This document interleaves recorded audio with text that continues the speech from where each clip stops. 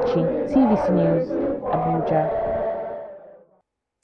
Well, staying in the nation's capital, the National Economic Council has approved the establishment of a cotton, textile and garment development board, and that's alongside new strategies for agribusiness expansion and livestock transformation. These strategies are projected to generate up to $90 billion in economic value by 2035. Presence of the sole administrator of Rivers State at the National Economic Council meeting. He is making his debut following the state of emergency declared in Rivers State and the subsequent suspension of Governor Similaye Fubara.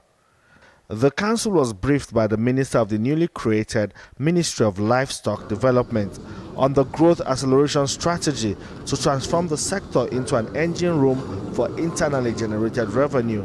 And most importantly, council deliberated and endorsed key recommendations of the presentation, especially the focus on addressing the crisis fueled by the current system of animal husbandry in the country. And the strategy is built on the National Livestock Growth Acceleration Strategy, which refines and extends it to transform the sector into an international jobs, wealth creation, exports, and internally generated revenue engine room. The presentation projected that the strategy will build up to $74 billion down to $90 billion in that sector by the year 2035.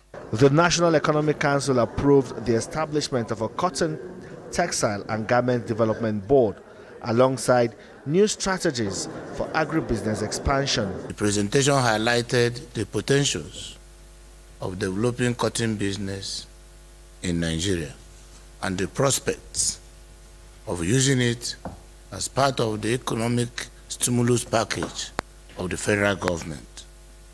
So council noted and considered their prayers, which, among other things, is the establishment of a cotton, textile and garment development board as the regulatory body for cotton, textiles and garment factory regulatory authority. The council resolved to strengthen and streamline skills development efforts across the country through the Technical and Vocational Education Training Initiative.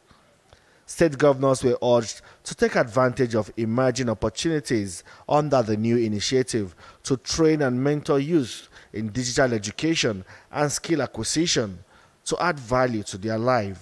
And the Federal Ministry of Education came up with the initiative of technical and vocational education for our youth, so that our youth will have skill acquisition in the various sectors. The minister has already identified all the various technical schools owned by the federal government, and they have worked on equipping the schools, and they are working now on ensuring that there are enough technical teachers in order for the program to be successful.